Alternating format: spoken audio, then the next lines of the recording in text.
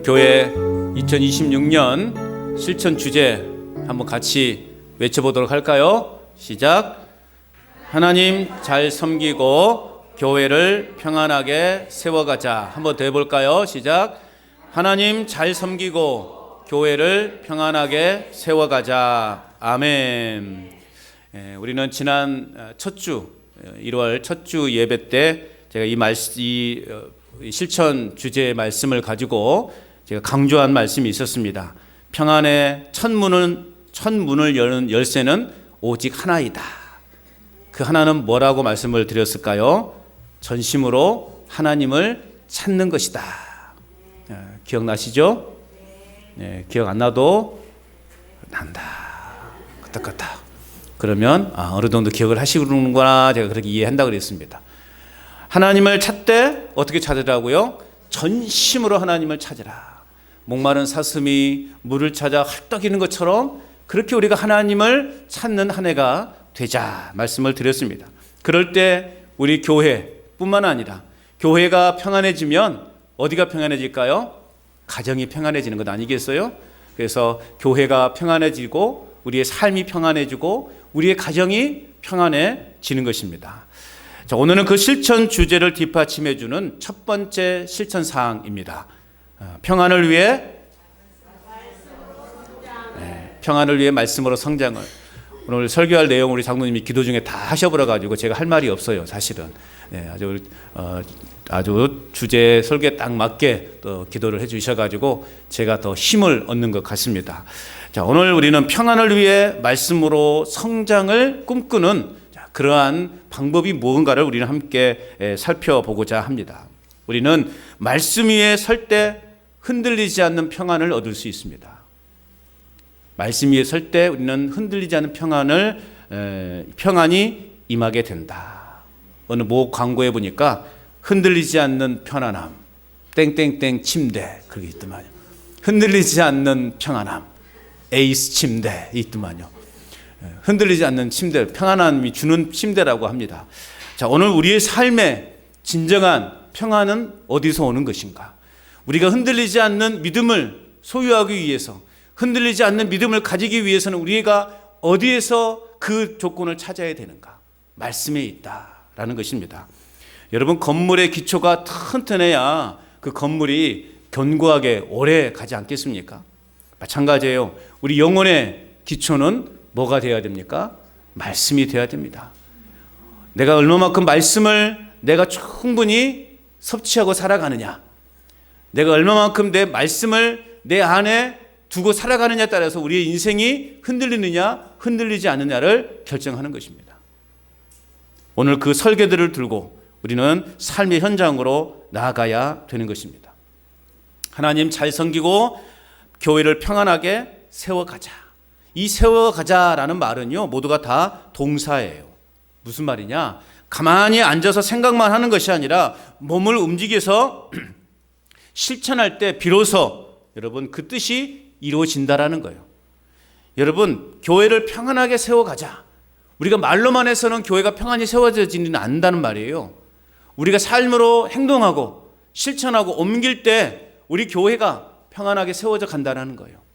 그 첫 번째 실천 주제가 바로 오늘 말씀으로 성장을, 말씀이 우리의 삶의 기초가 되게 하고 말씀이 우리 교회의 든든한 기초가 될 때 우리의 교회뿐만 아니라 우리의 삶이, 우리의 가정이 평안해진다라는 것입니다. 교회의 평안은, 우리 인생의 평안은 저절로 하늘에서 떨어진 감나무의 감이 아니에요. 농부가 열심히 땀 흘려서 풍성한 땀 흘려 그 농작물을 가꿀 때 풍성한 결실을 맺는 것처럼 우리가 구체적으로 실천하고 헌신할 때 우리 교회는, 그리고 우리의 삶은, 우리의 가정은 평안이라고 하는 든든한 성을 갖게 된다는 것입니다. 그래서 오늘 이 시간 우리는 이 평안을 위해 말씀으로 성장을 해가는 올 한 해가 되기 위해서 우리가 반드시 붙들어야 될 세 가지 조건을 함께 오늘 나눠보고자 합니다.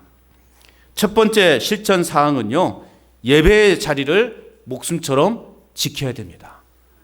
따라서 합시다. 예배의 자리를 목숨처럼 지켜내자. 올 한 해 여러분, 이것이 우리의 목표가 되어야 되는 것입니다. 예배의 자리를 목숨처럼 지켜내야 되는 거예요. 하나님을 가장 잘 섬기는 첫 번째 실천은 뭐냐? 예배의 성공이에요. 예배가 성공해야 여러분의 삶이 성공하는 것입니다. 예배에 실패하면 여러분의 삶이 실패하는 거예요. 제가 예배가 뭐라고 그랬습니까? 예배가 뭐라고 그랬어요? 예? 영적으로 무장하는 시간이라고 안 했습니까? 영적으로 무장해야 돼요. 세상에 여기 교회 안에서 주일날 1시간 드리는 이 예배가 진짜 예배가 아니라, 진짜 예배는 축도를 받고 교회 문을 나서는 순간 진짜 예배가 시작된다고 말씀을 드렸잖아요. 그럼 이 시간은 뭐 하는 시간입니까? 재충전하는 시간이에요. 군인들도요, 총을 그냥 가만히 총구에 넣어놨다가 전쟁이다 그러면 갖고 나가는 것이 아니라 수시로 그 총을 쏘지 않아도 닫고 또 닫고 점검하고 해요. 그래야 막상 전쟁이 일어나면 그 총을 쏠 수가 있거든요. 마찬가지예요. 오늘 이 시간은요, 뭐 하는 시간이냐? 재정비하는 시간이에요. 내가 일주일 동안 세상에 묻었던 또 때를 예수님의 보혈로 찬양으로 다 씻어내는 시간이고, 또 내가 총알이 다 떨어졌잖아요. 이 시간에 총알을 재장전하는 시간이에요. 말씀이 내 안에 충만해야, 무기가 충만해야 세상에 나가서 싸울 수 있는 거죠. 성공할 수 있는 것이죠. 그래서 오늘 예배가 잘 드려져야, 예배의 성공이 이루어져야 여러분의 무기를 잘 장착하고, 많은 또 무기를 내가 가지고 세상으로 나아가서 이럴 때는 이 무기를 사용하고 저럴 때는 이 무기를 사용해서 세상을 이길 수 있는 것입니다. 그러면서 여러분 또 내가 상처나고 찢기고 그 또 삶을 또 예배당에 와서 또 치료하고 고쳐내고 다시 힘을 얻어서 나아가는 거예요. 할렐루야. 예배의 성공자가 되시기를 축복합니다. 아사 왕은 유다 백성들에게 지난주에 이어서도 오늘 말씀에서 오늘도 또 말씀하고 있어. 또 선포하고 있어요. 뭐라고요? 하나님 여호와를 찾아라 명령하고 있어요. 지난주도 그랬잖아요. 몰라요? 지난주도 이 본문이었어요. 이 본문 여러분. 예? 지난주도 이 본문이어가지고 제가 강조했어요. 아사 왕이 첫 번째 왕이 올랐을 때 그의 첫 번째 이 정책을 펼치는 주제가 뭐였냐? 여호와 하나님을 찾으라. 기억나요? 네, 기억나야 됩니다. 여기서 찾다는 그냥 잃어버린 물건을 찾아도 두리번 그런 것이 아니라고 말씀을 드렸잖아요. 예배하다, 자주 밟다, 묻다. 그래서 얼마나 성전문을 예배하기 위해서 왔다 갔다 드나들었으면 성전문이 다 닳도록 그렇게 성전문을 예배하러 드나들었다라고 그렇게 말씀을 드렸습니다. 전심으로 하나님을 구하는 것이 곧 예배인 것입니다. 삶이 혼란스럽고 평안이 깨지는 이유가 뭐라고 말씀드렸습니까? 삶의 우선순위가 무너졌기 때문에 우리네 삶의 모든 질서가 깨어진 것이다라고 또 말씀을 드렸죠. 바쁘다는 핑계로 또 피곤하다는 이유로 예배가 뒤로 물러나고 또 말씀이 이순위로 우리 삶에서 물러나게 되면 우리의 삶의 영적 질서는 걷잡을 수 없이 무너질 수밖에 없다라는 것입니다. 그래서 여러분 우리의 삶의 가장 우선순위는 뭐냐? 하나님을 예배하는 것이고 말씀을 읽는 거예요. 그것이 우리의 삶의 가장 우선순위가 돼요. 바빠서 예배하고, 예? 바빠서 쉬는 게 아니고 바빠서 예배하고 바빠서 말씀 읽고 바빠서 기도하는 거예요. 할렐루야. 이것이 우리의 삶에요 습관이 되어버려야 되는 것입니다. 바빠서 오늘 너무 바빠서 오늘 김장이 해야 된다고 해서 내가 얘기하죠. 그냥 내가 올해도 살펴볼 판이요. 김장한다고 또 교회 안 나오는가 보는가. 일해야 된다고 뭐 일 잡아놨다고 밥 해줘야 된다고 예배 또 빠지고. 제가 미리 말씀드리는 거예요. 미리 말씀드리는 거예요. 그러지 말자고요. 여러분 우리의 모든 생활의 1순위는 하나님을 예배하는 거예요.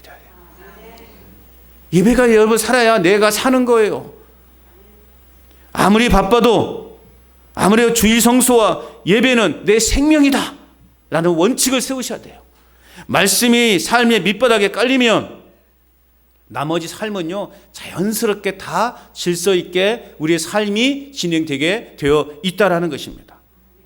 다니엘 6장에 다니엘은요, 포로로 잡혀간 이방 땅에서 총리직을 수행합니다. 이방의 땅에서 포로로 잡혀갔음에도.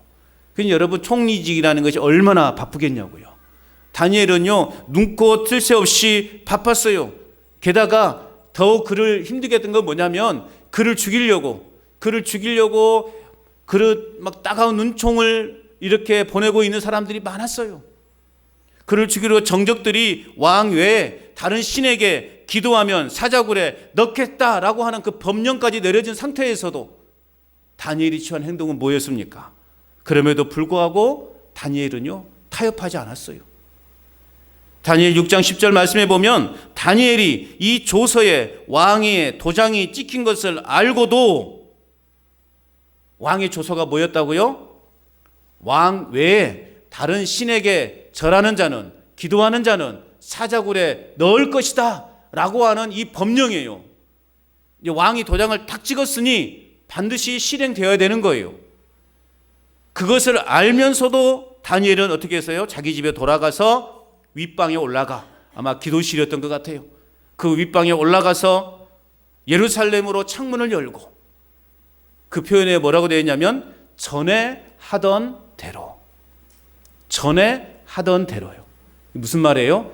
예전 해왔던 대로 예수님께서도 습관을 따라 산에 오르시니 말씀하셨잖아요. 예수님도 끊임없이 기도하신 거예요. 비록 이 복음서에는 예수님이 기도하신 장면은 몇 번 소개되고 있지 않아요. 그러나 예수님 그 말씀에 보면 예수님이 습관에 따라 산에 오르시니, 그러니까 예수님은 늘 산에 오르셔서 하나님과의 깊은 교제를 나누셨던 거예요. 오늘 다니엘도 마찬가지예요.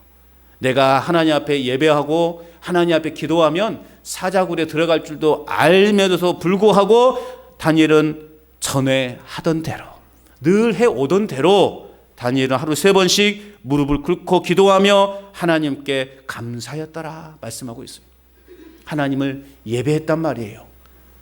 내가 곧 이것 때문에 사자굴에 들어갈 수 있는 상황에도 불구하고 다니엘은 늘 해왔던 대로 그렇게 하나님 앞에 예배하는 일을, 기도하는 일을 쉬지 않았다라는 거예요.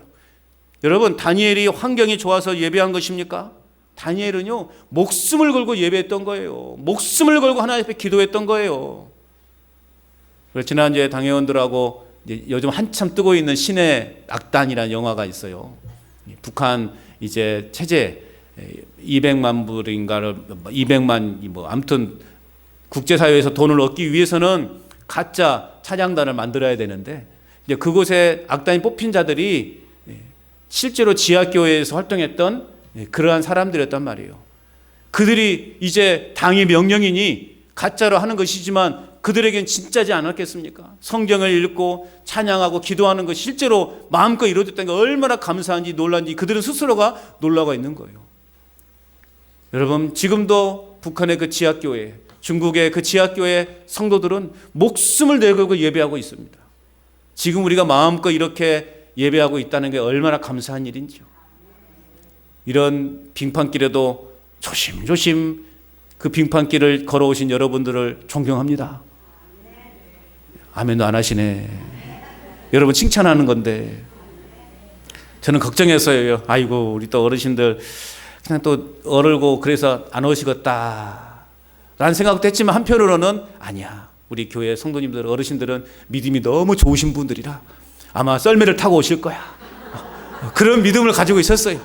썰매라도 타고 오실 거라고 하는 그 믿음을 제가 갖고 있었어요. 정말 오셨구만요. 감사합니다.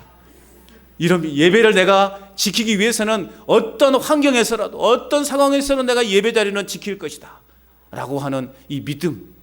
여러분, 오늘 다니엘은 환경이 좋아서 예배드린 게 아니었단 말이에요. 목숨을 내걸고 지금 다니엘은 하나님께 감사하고 있는 거예요. 결과가 어떻게 되어졌어요? 사자굴에 정말 내던져졌어요. 그럼에도 불구하고 다니엘은 털끝 하나 상하지 않고 하나님께서 그 사자의 입을 봉해 주셔서 안전하게 다니엘은 그 사자굴에서도 나올 수 있었다라는 것입니다. 절체절명의 위기 속에서도 참 평안을 다니엘은 얻을 수 있었습니다. 할렐루야. 여러분, 올 한 해 우리는 마음의 결단을 하셔야 됩니다. 예배에 지각하지 않기, 그리고 온전한 주일 성수하기, 여러분, 이것이 오늘 우리의 삶의 구체적인 목표로 삼을 수 있기를 바랍니다. 내가 링거를 꽂고서라도 내가 예배 자리를 지킬 것이다 라고 하는 그러한 믿음, 그러한 용기, 그러한 결단, 그것이 여러분의 삶에 우리 교회에 평안하게 세워가는 귀한 밑거름이 될 줄로 믿습니다. 예배 자리를 지키는 것이 하나님을 잘 섬기는 첫걸음이고, 내 영혼을 또 우리 교회를 평안하게 지키는 가장 강력한 방패임을 믿으시기 바랍니다. 또한 두 번째 실천사항은 뭐냐? 여러분, 말씀을 먹고 성장해서 흔들리지 않는 믿음을 가져야 되는 겁니다. 말씀을 먹고 성장할 때 우리는 흔들리지 않는 그러한 믿음의 삶을 살아갈 수 있어요. 자, 시편 119편 165절 우리 같이 한번 읽어볼까요? 시편 119편 165절 시작. 주의 법을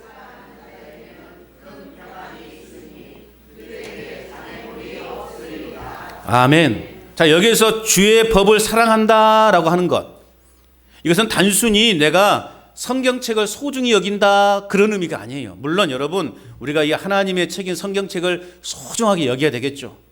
근데 소중하게 여기고만 있으면 돼요, 안 돼요?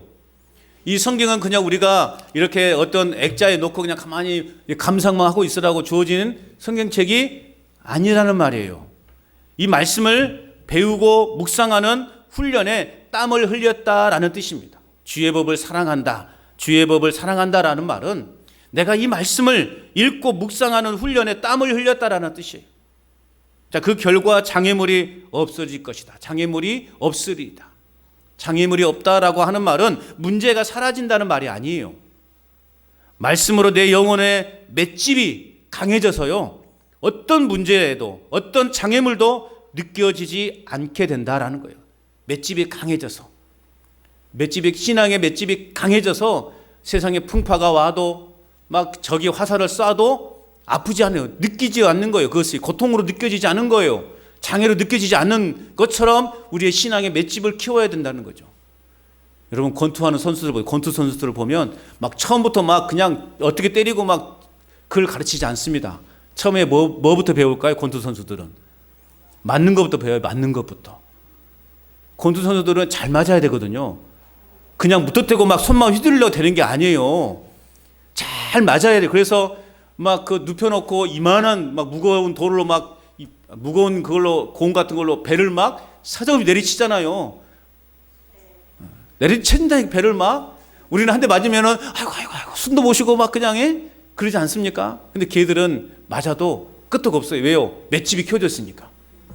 얼굴 한 대 맞아도 막 그냥 괜찮아요. 맷집이 키워져 있으니까.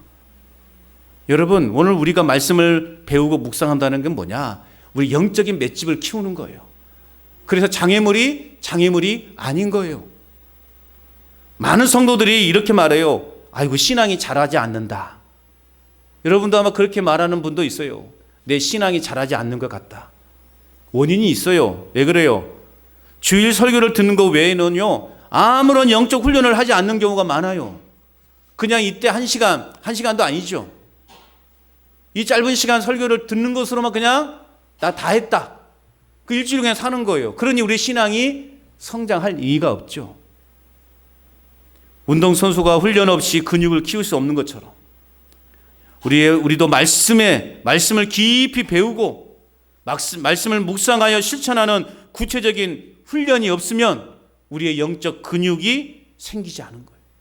근육이 빠져버리면 어떻게 돼요? 힘을 못 받아요. 우리 어르신들 걷는 거 힘드시잖아요. 예. 걷는 것도 힘들고 다 힘들어요. 왜 그래요? 몸에 근육이 빠져서 그래요. 근육이 빠지니까 나 혼자 서 있는 것도 힘들고 막 그러는 거예요. 어린 아이들도요, 작은 돌부리에 쉽게 걸려 넘어지죠. 아직 근육이 생기지 않으니까 쉽게 넘어지고 막 울고 불고 난리가 나죠. 하지만 어른들은 성장을 해가면서 근육이 좀 붙어가면서 이제 작은 돌부리 같은 정도는 이제 내가 스스로 넘어설 수도 있고 발로 차버릴 수도 있는 그런 단계까지 이르게 된다라는 거예요. 우리 신앙도 마찬가지예요.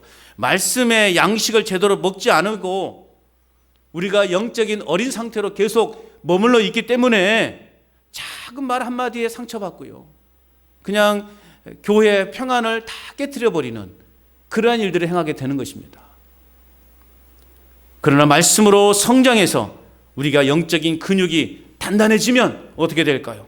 시험을 이길 힘이 생기게 되는 것이고 오히려 다른 사람을 품어주는 통로가 될 수 있는 겁니다. 여러분, 우리 간제제일교회 속해 있는 모든 성도님들은 작은 말에 상처받고 그냥 작은 말에 서운해하고 불평불명하는 것이 아니라 너른 마음으로 모두를 다 품어줄 수 있는 그런 신앙의 단계까지 이룰 수 있기를 바랍니다. 다른 사람을 품어주는 통로가 될 수 있어야 되는 겁니다. 그게 진짜 성숙한 거예요. 내 안에 그냥 아직도 그냥 조그마한 것에 시험 들었다고 그냥 삐지고 그냥 아이고 그렇게 힝 그러는 사람도 있으면 아직 내 믿음이 성장하지 않았구나. 내 믿음이 좀 더 성장해야 되겠구나. 그렇게 생각하시면 되는 거예요. 하나님은요, 이스라엘 백성들에게 40년 동안 매일 아침 만나를 거두도록 하셨어요. 그런데 그 만나를 거두게 하는 방식이 달랐죠. 하나님은 충분히 이스라엘 백성들에게 그냥 자 여기 한 달치 식량이다이 그리고 그렇게 줄 수도 있었어요. 그런데 하나님은 그 방법을 택하지 않으셨어요. 어떻게 했습니까? 매일 아침마다 그리고 직접 나가서 그 만나를 거두도록 하신 거예요. 스스로가 매일 아침마다 어쩔 때는 조금 더 아이고 그냥 내일 귀찮을 것 같으니까 이틀치를 이렇게 만나를 거두잖아요. 그럼 하루 먹고 남은 것은 다 썩어버려요. 못 먹어요. 그러니까 이 이스라엘 백성들은 매일 아침 만나를 얻기 위해서는 매일 아침 스스로가 가서 직접 그것을 이렇게 거둬와야 되는 거예요. 왜 하나님이 그런 방법을 택하셨을까요? 하나님은 그냥 한 달치 그냥 일주일치 그냥 이렇게 가정마다 주실 수도 있는데 왜 귀찮게 그렇게 매일 아침마다 직접 나아가서 그 만나를 거두도록 하셨을까? 이것이 바로 훈련입니다. 이게 훈련이라고요. 매일 하나님을 의지하는 훈련, 말씀대로 순종하는 훈련을 하나님께서는 그 광야 동안에 시키신 거예요. 이런 훈련이 쌓였기 때문에 이스라엘 백성들은 그 거친 광야의 삶을 굶주리지 않고 평안히 가나안으로 입성할 수 있었던 것입니다. 여러분, 우리가 완전한 하나님의 나라에 이르기까지 우리는 끊임없이 반복되는 훈련과 또 훈련이 계속되어야 돼요. 그 훈련이 힘들다고 포기해버리면 우리는 영광의 면류관을 얻지 못하는 거예요. 운동선수들을 얼마나 훈련을 많이 하는지요. 저희 조카 딸과 아들이요 운동선수거든요. 이게 이제 저에게서는 조카 손주가 되죠. 한 애는 축구 선수고 여자애는 배구 선수예요. 그러니까요 걔들이 훈련한 거 보니까 예전에 이제 작년 여름에 가족들이 모였는데 저희 이제 시골 동네에서 지 엄마가 그 아들하고 딸한테 편의점 읍에 있는 면에 있는 그 편의점에 다녀오라고 그러더라고요. 그런데 안 태워주더라고. 어떻게 해요? 뛰어갔다 오래. 운동해야 되니까. 운동 쉬면 안 되니까. 그래서 제가 이제 집에 오는 길에 한번 살펴봤대요. 봤더니 실제로 이 아들하고 딸이 막내가 이제 아들이 고등학생이고 이제 그 막내 배구 선수가 이제 중학생이 되거든요. 걔도 둘이 그 여름에 시골 그 우리 동네에서 면에 있는 편의점까지 진짜 뛰어가더라고요. 야, 그 삼촌놈은 가다가 힘들어가지고 같이 가자고 해놓고는 중간에 포기하고 누워있고 그 둘은 진짜 그 여름에 뛰어가더라고 그렇게. 야, 그걸 볼 때 참 징글징글하다. 그렇게 해서 그들이 얻는 건 뭐예요? 그냥 가서 운동해서 이기는 거예요. 이기기 위해서 하는 거 아니겠어요? 평생 여러분 그들은 금메달이라 메달 하나라고 하는 그 목표를 향해서 그냥 전심을 다하는 거예요. 우리 영광의 면류관을 위해서 전심을 다하시길 바랍니다. 끊임없이 훈련하고 영적인 힘을 키우고 근육을 키워서 우리는 그 어떤 장애물이라도 넘어갈 수 있는 그러한 용기와 힘을 얻는 삶을 살아가야 되는 것입니다. 그래서 여러분 우리가 매일같이 하는 공동 기도문 하고 계세요? 작심 3일이라도 하시라고 했습니다. 3일 하고 쉬었다가 또 작심 3일 하고 또 3일 하고 그래도 돼요. 그 공동 기도문. 그리고 여러분 또 뭐예요? 매일 여러분 성경 매일 한 장씩 읽는 거 이게 다 뭐예요? 훈련이에요. 훈련이라고 생각하시고 기쁨으로 감당하시기를 축복합니다. 다 여러분 좋으라고 하는 것입니다. 귀찮게 하기 위해서 하는 것이 아니라 이거라도 안 하면 이렇게라도 하지 않으면 나 죽겠다. 나 이거라도 하지 않으면 나 죽는다 라는 그러한 생각으로 여러분 공동 기도문을 가지고 열심히 기도하시고, 또 여러분 또 매일 성경 한 장씩 읽어가면서 여러분 또 우리 신앙을 키워가는 그러한 여러분 삶을 살아야 돼요. 이것이 우리의 삶의 습관이 될 때 여러분 우리는 그 어떤 환경에서도 극복할 수 있고 쉽게 그 장애물을 넘을 수 있게 되는 것입니다. 언젠가는 잘하겠지 꿈 깨시기 바랍니다. 언젠가는 안 자라요. 훈련하지 않고 가꾸지 않은데 어떻게 자라납니까? 성장이라고 하는 건 저절로 이루어지는 것이 아니잖아요. 나는 나이가 많아서 이제 못 배운다. 눈이 침침해서 나는 못 봐. 여러분 핑계대지 마시고, 이것이 멈춰 있으면 어때요? 우리 영혼의 논밭이 어떻게 될까요? 잡초로 무성해져. 여러분 밭은 어떻습니까? 가지 말라고 해도 쫙 가가지고 그 풀 한 포기 뽑으려고 그냥 덜썩 주저앉아가지고 기어다니면서까지 그 풀을 뽑고 계시더만요. 예? 그 밭에 풀 하나를 용납하지 못해서 그냥 가지 말라고 해도 내 몸도 편하지 않은데도 그냥 그렇게 앉아서 기어다니면서까지 풀을 뽑고 다니잖아. 여러분의 마음속에 있는 영혼의 잡초는 왜 가만히 놔두신가요? 우리가 말씀의 훈련이, 기도의 훈련이 우리에게 있지 않으면 우리 마음밭에 그 영적인 잡초들은 무성하게 자라난다니까요. 뽑아내시길 바랍니다. 그럼 우리는 밭에서 일을 하실 때나 집에서 쉬실 때나 하나님의 말씀을 내 마음속에 계속 채울 때 우리의 영혼은 끊임없이 성장해 가게 될 줄로 믿습니다. 그러기 위해서 여러분에게 방법을 두 가지만 제가 말씀을 드릴게요. 첫 번째 방법은 뭐냐? 여러분 눈이 어두워서 잘 안 보인다 그러면 귀를 열어놓으세요. 그리고 듣는 성경을이라도 들으세요. 듣는 성경이라도. 유튜브 그냥 다른 거 보지 마시고 유튜브에도 여러분 성경 읽어주는 거 많이 있거든요. 그거 들어서 말씀을 읽으세요. 또 요즘은 뭐 그런 것들이 많이 있으니까 만약에 MP3가 필요하시다면 제게 말씀하시면 제가 담아서 드릴 테니까 듣는 걸 많이 하세요. 들어야 돼요. 들어서라도 우리가 말씀을 늘 가까이 하고, 또 때로는 찬양을 늘 들으면 일하면서도 찬양을 듣고 일하시고 말씀을 듣고 일하시면 여러분 우리의 삶이 얼마나 훈련이 잘 되겠어요. 또 여러분 두 번째는요, 한 구절이라도 계속 되새기라는 거예요. 우리가 주일날 말씀을 통해서 내가 아멘했던 그 한 구절, 그 한 구절이라도 내가 늘 되새기면서 일을 해보시라고요. 예를 들어서 뭐 여호와는 나의 목자시다. 많은 것을 외우려고 하니까 안 되는 거예요. 그냥 여호와는 나의 목자시다. 여호와는 내 삶의 목자시지. 여호와는 나의 목자시다. 그거라도 여러분 계속 오늘 하루 내가 처음에 말씀 읽었던 것 중에 한 절이라도 조금 한 단어라도 기억하시면서 서로 사랑하라. 서로 사랑하라. 그것만 여러분 기억해도 얼마나 큰 무기가 되겠냐고요. 제가 제안한 게 쉬워요? 안 쉬워요? 예? 쉬워요? 안 쉬워요? 쉽죠? 어려운 걸 제가 말씀을 안 드리겠죠.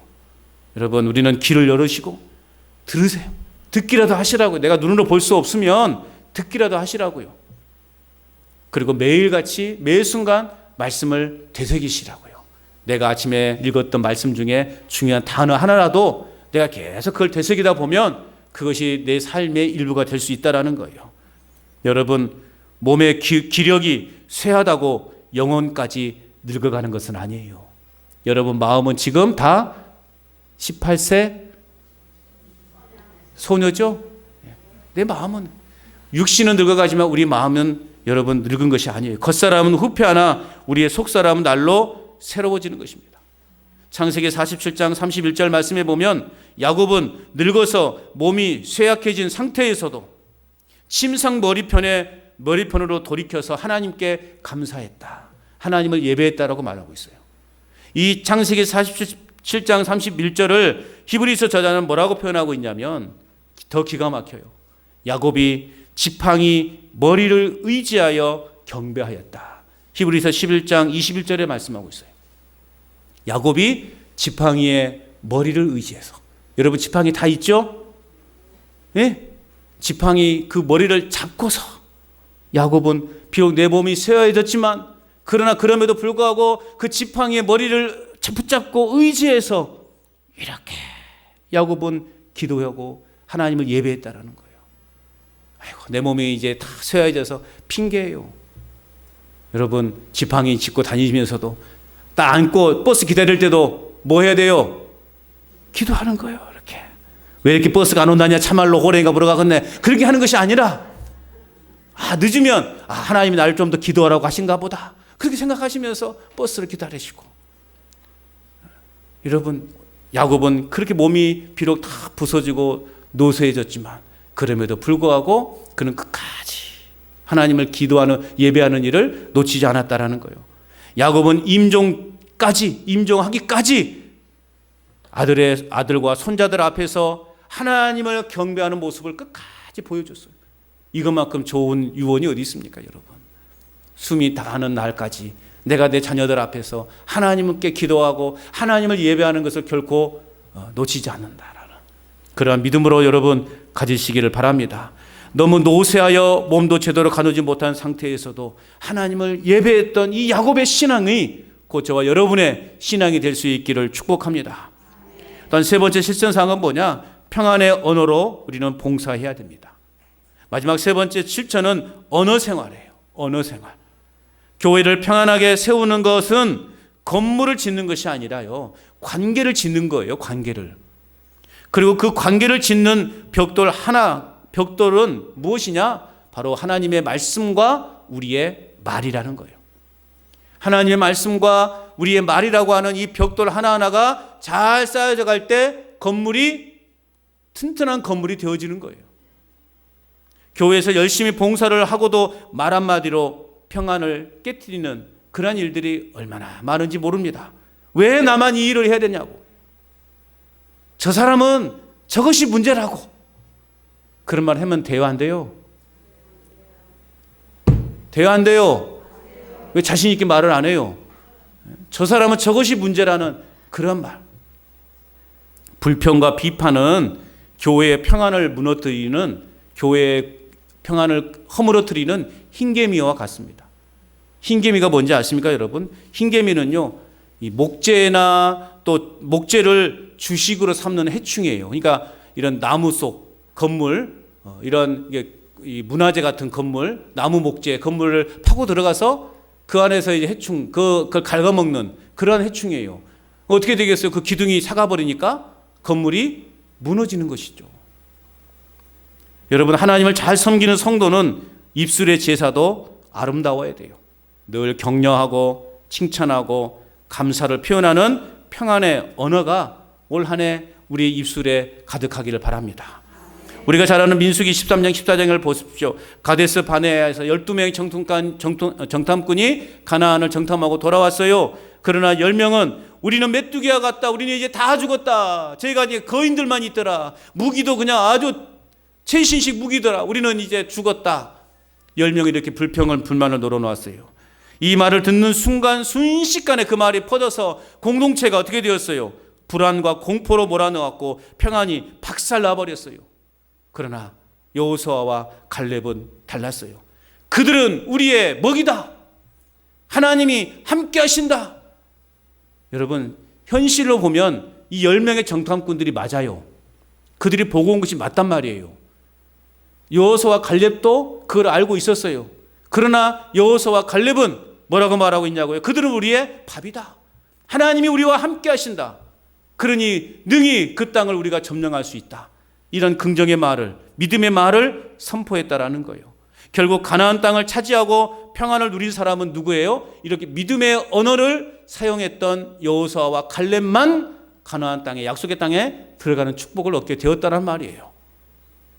우리 개인의 목표를 삼는 것, 우리 교회가 목표를 삼는 것, 현실적으로 불가능하게 보일 수도 있어요. 그러나 계속해서 우리가 믿음의 말과 긍정의 말로 선포할 때 놀라운 역사가 임할 줄로 믿습니다. 우리 교회 형편을 보면 아이고 그 목표는 너무 무리한 거예요 라고 말할 수 있어요. 그러나 여러분, 하나님이 함께 하시는데 못할 게 뭐가 있냐고요. 예수님께서도 넌 믿기만 해라. 믿기만 하면 된다. 그러니 그 믿음으로 소경이 눈을 뜨고 안진병이가 일어나게 되는 것이고 죽은 자가 살아나게 된 역사가 일어날 줄로 믿습니다. 여러분, 믿음으로 긍정의 말로 올 한 해도 우리가 계속해서 나아가야 되는 것입니다. 여러분, 올 한 해 우리 교회 안에서 비난, 불평, 원망 다 몰아내시기를 바랍니다. 반대로 축복의 말을 먼저 건넬 수 있기를 바랍니다. 자, 옆에 분들에게 감사합니다. 뭔지 모르지만 아무튼 감사합니다. 인사하세요. 그리고 집사님 때문에, 권사님 때문에, 장로님 때문에 행복합니다. 시작. 덕분에 행복합니다. 여러분, 그러니까 어때요? 그냥 괜히 기분 좋죠? 얼마나 좋아요. 그냥 뭔지 모르지만 늘 감사합니다. 아이고, 집사님 덕분에 내가 행복합니다. 아이고, 우리 권사님 덕분에 행복합니다. 우리 장로님 덕분에 행복합니다. 서로 이렇게 인사하시면 얼마나 교회가 화목하고 평안하겠냐고요. 나의 작은 말 한마디가 옆 사람을 세우게 되는 것이고, 그들이 모여 교회를 평안하게 세워간다는 사실을 기억하시고, 여러분 올 한 해 아까 우리 장로님도 기도하셨어요. 침묵으로 그냥 봉사하고 입술로 축복하는 올 한 해가 될 수 있기를 축복합니다. 여러분 올 한 해 우리는 하나님 잘 섬기고 교회를 평안하게 세워가자는 이 비전이 우리의 삶에 구체적으로 실천으로 옮겨질 때 우리가 하나님의 놀라운 역사를 경험하게 될 것입니다. 평안을 위해 말씀으로 성장을 가져오는 올 한 해가 될 줄로 믿습니다. 1월 둘째 주 이제 우리 마음의 각오를 넘어서 손과 발로 움직여야 될 때가 되었던 것입니다. 오늘 주신 이 실천 사항을 가슴에 새기고 여러분의 삶의 현장과 가정 그리고 우리 교회 곳곳에 평안의 메이커로 살아갈 수 있기를 바랍니다. 올 한 해 어쨌든 우리가 하나님 잘 섬기고 평안하게 교회를 평안하게 세워가는 일에 올 첫 번째 실천 사항 평안을 위해 말씀으로 성장을 가져올 그 방법이 무엇인가를 오늘 함께 나눠봤는데 그것을 여러분 마음에 깊이 새기시길 바랍니다. 예배의 자리를 생명처럼 지키시기를 바랍니다. 훈련의 자리에 적극적으로 동참하시기를 바랍니다. 평안의 언어로 올 한 해 우리에게 주어지는 여러 가지 봉사의 일을 잘 감당함으로 우리 교회를 평안하게 세워가는 올 한 해가 될 수 있기를 주님의 이름으로 축원합니다.